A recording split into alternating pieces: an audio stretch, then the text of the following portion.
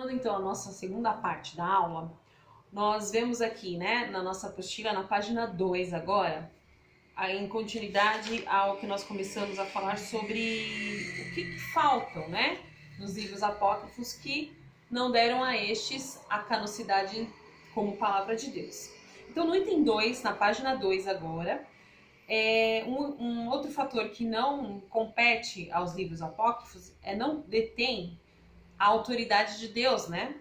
E contém erros históricos. Já no livro de Tobias, ali no capítulo 1, no versículo 3 a 5, nós já podemos observar os erros referentes à história, à geração ao qual o autor se refere. Graves heresias teológicas também nós vamos encontrar ali, como um exemplo, a oração pelos mortos, que é um dos temas trazidos pelo livro de Macabeus, o segundo livro de Macabeus. Embora seu conteúdo tenha algum valor para a edificação, nos momentos devocionais, na maior parte se trata de textos repetitivos. São textos que já se encontram nos livros canônicos. Então, se nós observarmos a palavra de Deus, os livros canônicos, nós vamos ver que a palavra ela não tem ali uma repetição, né, exata dos seus termos, dos seus sentidos. Ela vai completando, vai se aprofundando nos ensinos. Mas o que nós vemos aqui nos livros apócrifos? Uma repetição. É como se eu utilizasse então de um texto já dito, já conhecido, palavras de outro autor, para então reforçar ali o meu ensino, mas eu tomo aquelas palavras como sendo minhas palavras. E não dou a referida honra, né? Não dou a referida responsabilidade para o autor ao qual determinou, para o qual disse aquelas palavras exatas. Então, eu estou fazendo aí uma repetição daquilo que já foi dito. Há evidentes, né, a ausência de profecia, o que não ocorre nos livros canônicos. Então, nós vemos a profecia, muitas delas que já se cumpriram na palavra de Deus e outras que ainda estão por se cumprir. Os apócrifos nada acrescentam ao nosso conhecimento das verdades messiânicas. Então, um outro ponto muito importante que nós precisamos observar e o que dá embasamento para a negativa quanto à canonicidade dos livros apócrifos é o fato de não ter menção de Cristo. Não há nada que remeta a Cristo dentro da literatura apócrifa. Então, o que não ocorre com os livros canônicos. Por quê? Se nós observarmos desde Gênesis e Apocalipse, o personagem principal de todos os livros é Cristo. Nós vemos Cristo desde a criação do mundo, né? Como a palavra de Deus, e isso depois sendo confirmada, sendo endossada em João 1:1. Então, tudo isso nós vemos que este conteúdo da palavra, a palavra de Deus, ela sempre vem nos apontando para Cristo. E não acontece tal fato quando falamos dos livros apócrifos. Por isso, então, não há possibilidade de darmos autoria a estes livros a Deus. Os apócrifos nada acrescentam ao nosso conhecimento. Perdão, já li essa parte, né? Agora no tópico 7 do nosso apostila. O povo de Deus, a quem os apócrifos teriam sido originalmente apresentados, recusou-os terminantemente. A comunidade judaica nunca mudou de opinião a respeito dos livros apócrifos. Alguns cristãos têm sido menos rígidos e categóricos, mas seja qual for o valor que lhes atribui, fica evidente que a igreja como um todo nunca aceitou os livros apócrifos como escritura sagrada. Então, quando a gente pensa no cânon, quando nós pensamos na necessidade de definir, né, o que é de fato a palavra de Deus do que não é, as regras utilizadas para essa definição, a preocupação, né, dos pais da igreja, e de tantos outros teólogos, e realmente dos próprios judeus, inclusive, né, que foram aqueles que receberam pessoalmente todo o ensinamento. Então, Uma escritura que nos dá muita segurança nesse quesito e na necessidade de se fazer isso está ali em Judas 3, que nos diz assim: Amados, procurando eu escrever-vos com a diligência, que é isso, a diligência, com o cuidado acerca da salvação comum, tive por necessidade escrever-vos e exortar-vos a batalhar pela fé, que uma vez foi dada aos santos. Então, na Bíblia apologética, na Bíblia apologética com livros apócrifos, ele traz uma nota aqui para esse versículo, ele traz aqui uma nota, um comentário que diz assim, ó: as armas desta batalha são espirituais. Efésios também diz isso para nós, né? Quando a gente fala da armadura. O objetivo é defender a fé das invasões e inovações por parte de alguns homens ímpios que convertem em dissolução a graça de Deus. Eu vou ler novamente porque isso é muito sério, eu achei incrível essa nota. Ela fala muito a respeito deste momento, da necessidade de se batalhar, na necessidade de não deixar algo sujo entrar naquilo que é santo, não deixar o profano tomar conta daquilo que é santo. Então ele diz assim: as armas dessa batalha são espirituais. O objetivo é defender a fé. Do que ele tem que defender a fé? Das inovações, queriam colocar novas ideias. E invasões, invadiram a palavra por parte de alguns homens estes ímpios, homens esses que não estavam preocupados com a sã doutrina, que convertem em dissolução a graça de Deus e negam o nosso único dominador e Senhor Jesus Cristo. Então isso é muito sério, né, irmãos, quando nós pensamos nos livros apócrifos e essa necessidade de nós defendermos a fé em Cristo, que é o autor e consumador da nossa fé. E agora então vamos, por fim, adentrar no conteúdo do livro de Tobias. O livro de Tobias, ele é um romance. Ele retrata a vida do judeu no cativeiro. E o seu propósito é ensinar lições morais. A oração é ensinada no livro, tá? E a doação de esmolas são louvadas. Então, ele fala de oração, mas ele louva a ação da doação ali, de ser benéfico nas suas esmolas. O dever de enterrar os mortos e de casar-se dentro do judaísmo é também apresentado no conteúdo do livro de Tobias. Vamos ver aqui um trechinho do livro, ó. Apesar de ser deuterocanônico e, portanto, excluído do cânon, restrito dos rabinos de Jamaica, e no fim do primeiro século depois de Cristo, o livro era muito popular, ok? Entre os judeus, no tempo de Jesus, e nos ajuda muito a conhecer a espiritualidade judaica na diáspora, onde logo mais se espalharia o cristianismo. Então, o que eram, né, aqui quando fala dos rabinos de Jamaica, né? Esses rabinos de Jamaica eram como se fosse ali um concílio, um consenso, né? De rabinos farisaicos, tá? Eram rabinos ligados ao farisaísmo. E estes também não aceitavam tais livros. Mas o que a gente consegue enxergar ali, no livro de Tobias, é conhecer um pouco mais da espiritualidade do povo que estava numa condição de cativo, né? Eles estavam cativos, presos ali, antes que Jesus mesmo começasse a falar da sua obra, falar das suas... e dar realmente lições de esperança ao seu povo, né? Vejamos o que diz então o livro de Tobias, ali no capítulo 1, no versículo 3 e 5, onde nós já vamos apontar ali logo no início erros históricos. Ele diz assim, ó: eu, Tobit, durante toda a minha vida andei pelos caminhos da verdade e da justiça. Sempre dei ajuda aos meus irmãos e compatriotas exilados comigo em Nínive, no país da Síria, quando eu era moço e estava na minha terra, no país de Israel. toda a tribo do meu antepassado Neftali se separou da dinastia de Davi e de Jerusalém, cidade escolhida por Deus, entre todas as tribos de Israel, para o sacrifício. E aí foi construído e consagrado o templo para ser a morada perpétua de Deus. Todos os seus irmãos e a tribo de Neftali ofereciam sacrifícios ao bezerro de Jeroboão, rei de Israel.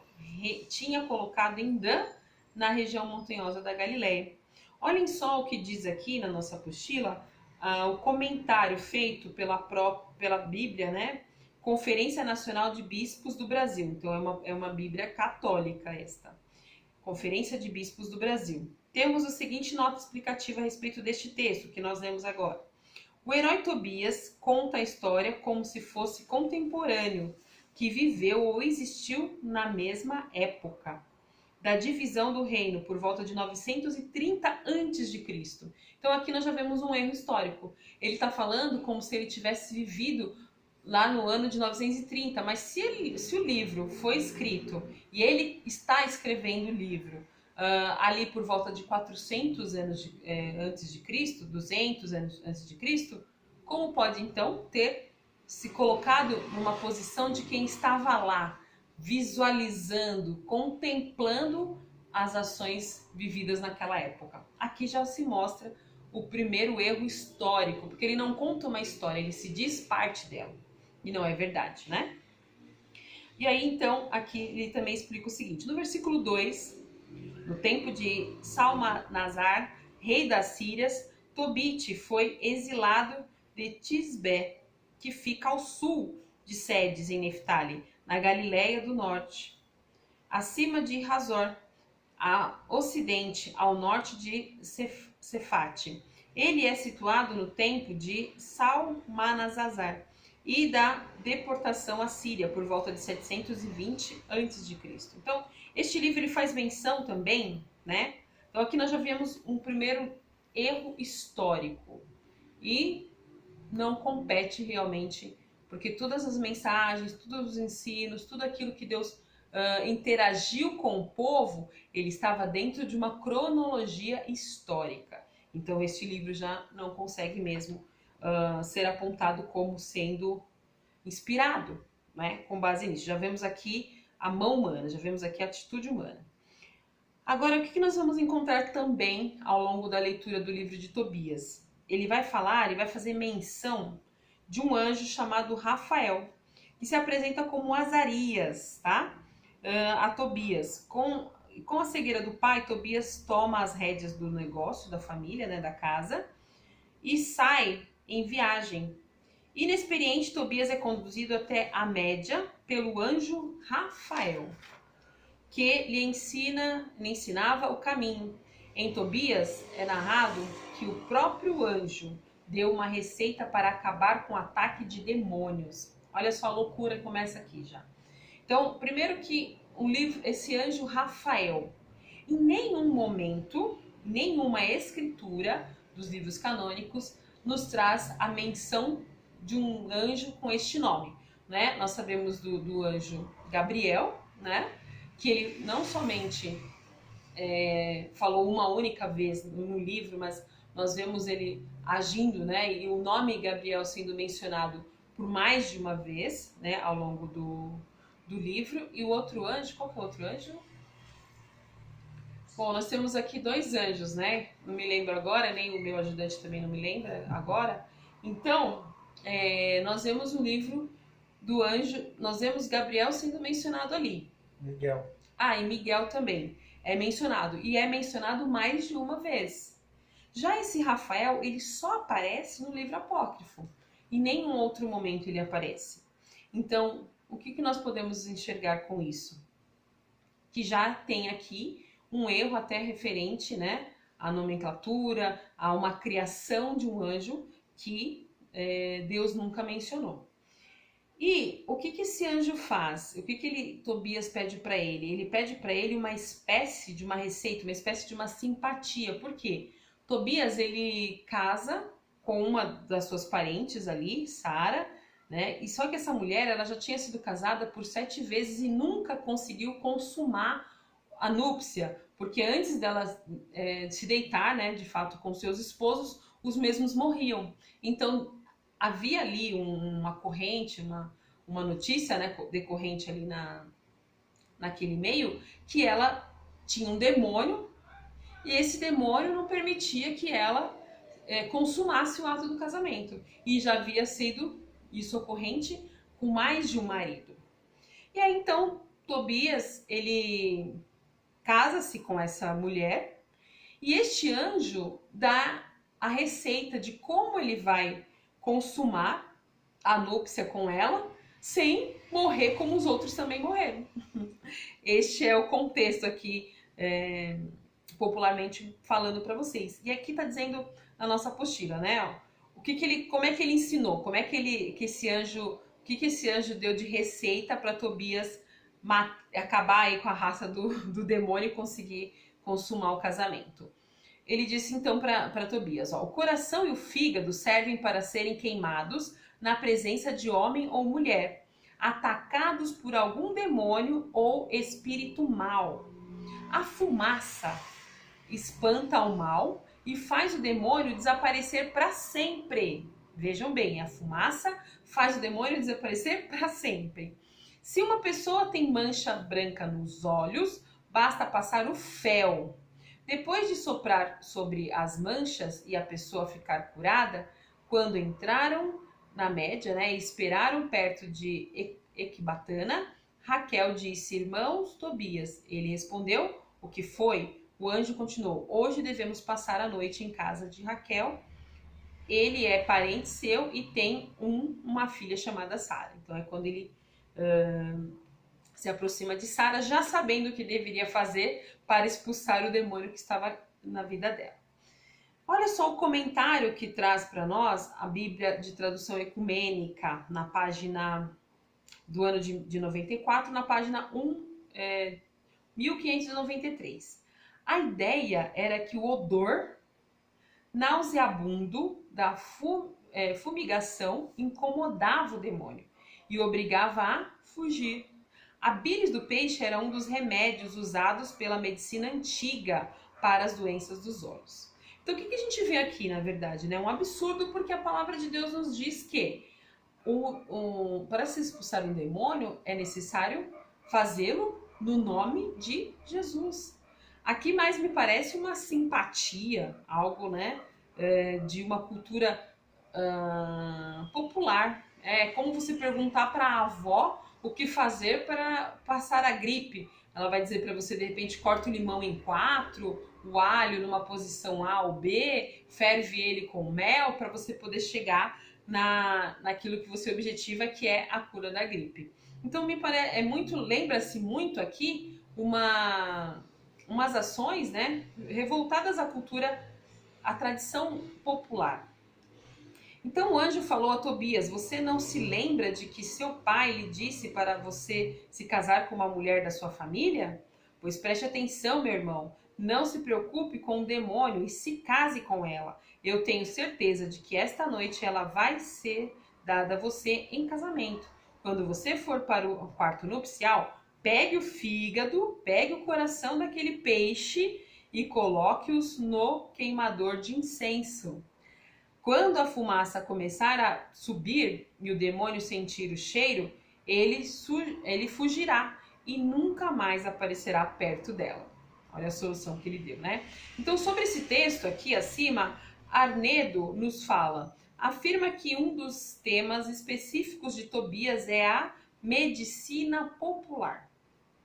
O arcanjo Rafael, primeiro médico sem fronteiras, ensina a Tobias alguns remédios de medicina popular que certamente foram avidamente aprendidos pelos leitores, ouvintes do livro.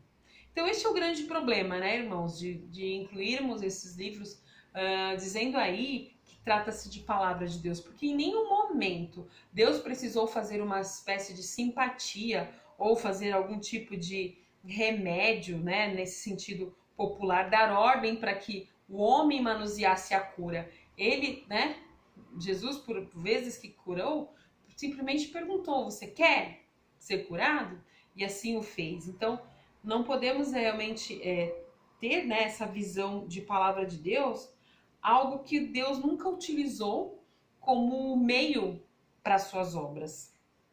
Quando comparamos as receitas de medicina popular dadas no livro de Tobias, mais parece com o sincretismo religioso brasileiro, ou com rituais pagãos para se afastar do mal. Olhado, por exemplo, quando nós tomávamos, eu mesma, né, quando eu cresci na cultura católico-romana, né, como o pessoal fala, eu sou católico apostólico romano, e a minha mãe dava pra gente, nas sextas-feiras, dava pra gente se banhar sal grosso.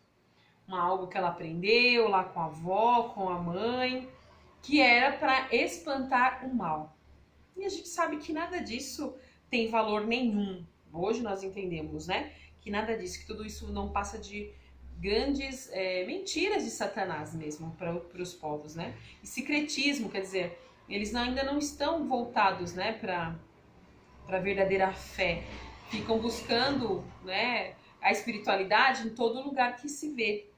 É sempre relevante lembrar a seguinte advertência da genuína palavra de Deus. O que o Senhor nos adverte? Porque tais falsos apóstolos são obreiros fraudulentos, transfigurando-se em apóstolos de Cristo. E não é maravilha, porque o próprio Satanás se transfigura em anjo de luz. Não é muito, pois, que os seus ministros se transfigurem em ministros da justiça, o fim dos quais será conforme as suas obras. Não se esqueça, o diabo ele é pai da mentira, tá? Então isso é um ponto forte que nós chegamos a enxergar nestes livros. Tobit então lançou-se, né, ao pescoço do filho, chorou e disse: estou vendo você, meu filho, luz dos meus olhos. E continuou: bendito seja Deus, bendito seja o seu nome grandioso, bendita seja o seu anjo, os seus anjos, que seu nome glorioso nos proteja, porque um momento ele me castigou, mas depois de compadeceu, e agora estou vendo o meu filho Tobias. Então essa mensagem, ela é enviada, né, pelo texto, é que se deve adoração a Deus e aos seus anjos. E a gente sabe, né, até pela escritura que nós abrimos aqui a nossa aula, que os anjos são conservos. O que é isso? Servos juntamente conosco. Eles não podem ser adorados, nem tampouco classificados como santos, como sendo estes os responsáveis pelas maravilhas, porque eles nada mais são do que servos, e servos de Deus para nos abençoar, nos ministrar, né? Para nos ajudar no caminho até a chegarmos ao céu. Isso nós temos aqui também na nossa apostila, no finalzinho, na página 4, né? Falando um pouco sobre os anjos e dando aqui as referências bíblicas e qual a função real dos anjos, tá? Na nossa vida. E nunca como sendo aí possível de adoração ou mesmo dignos de honra, glória. A toda honra, toda glória e todo louvor é dada ao Deus dos céus, que criou todas as coisas. Irmãos, é isso por hoje. Muito obrigada por estarem aqui comigo por esse tempo. Essa então é a segunda parte da nossa aula. Espero que vocês possam aprender muito e deixem os seus comentários, deixem as suas dúvidas aí na ala de comentários desse canal, que eu vou ter o prazer de responder a todos. Obrigada por mais essa oportunidade. No nome de Jesus, fiquem com Deus, a paz e na bênção.